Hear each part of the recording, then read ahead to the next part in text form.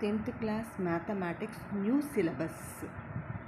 ఇప్పుడు ఈ న్యూ సిలబస్లో టోటల్ ఎన్ని చాప్టర్స్ ఉన్నాయి, అది ఒకే బుక్కా 2 బుక్సా అనేది ఇప్పుడు మనం చూద్దాం. టోటల్ 14 చాప్టర్స్ ఉన్నాయి.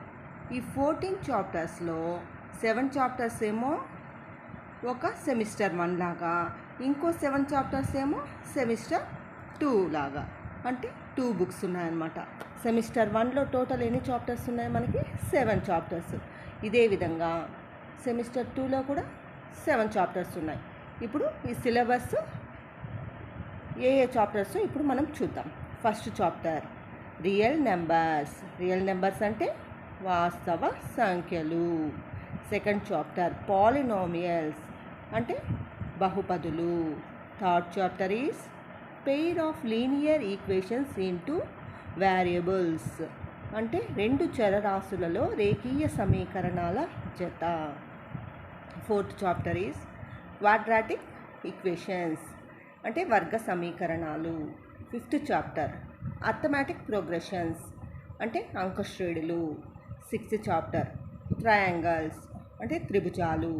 సెవెంత్ చాప్టర్ కోఆర్డినేట్ జామెట్రీ అంటే నిరూపక జ్యామితి. ఇప్పుడు మనకి దీంతో పాటు కొన్ని ప్రూఫ్స్ ఇన్ మ్యాథమెటిక్స్, గణితంలో నిరూపణలు అంటే ప్రూఫ్స్ ఇచ్చారనమాట కొన్ని ప్రాబ్లమ్స్కి. ఇది సెమిస్టర్ 1లో మనకున్న చాప్టర్స్ టోటల్ 7. ఇదే విధంగా మనకి సెమిస్టర్ 2లో టోటల్ ఎన్ని చాప్టర్స్ ఉన్నాయి, 7 చాప్టర్స్ ఉన్నాయి. అవేమేమో చూద్దాం. 8th chapter introduction to trigonometry అంటే త్రికోణమితి పరిచయము. 9th chapter some applications of trigonometry అంటే త్రికోణమితి యొక్క అనువర్తనాలు. 10th చాప్టర్ సర్కిల్స్ అంటే వృత్తాలు.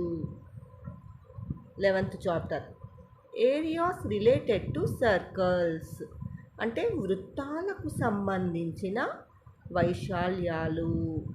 12th chapter is surface areas and volumes అంటే తెలుగులో ఏమి, ఉపరితల వైశాల్యాలు మరియు ఘనపరిమాణాలు. 13th చాప్టర్ ఈజ్ స్టాటిస్టిక్స్, దీన్ని తెలుగులో సాంఖ్యక శాస్త్రము అంటాం. 14th చాప్టర్ ప్రాబబిలిటీ అంటే సంభావ్యత. ఇప్పుడు సెమిస్టర్ 1లో లాగానే సెమిస్టర్ 2లో కూడా దీనికి రిలేటెడ్గా ఏముంది, గణితంలో నిరూపణలు అనేవి ఉన్నాయి. ఇప్పుడు టోటల్ మనకి ఎన్ని చాప్టర్స్, 14 చాప్టర్స్ ఉన్నాయి. 10th క్లాస్ మ్యాథ్స్ న్యూ సిలబస్లో 14 చాప్టర్స్ ఉన్నాయి.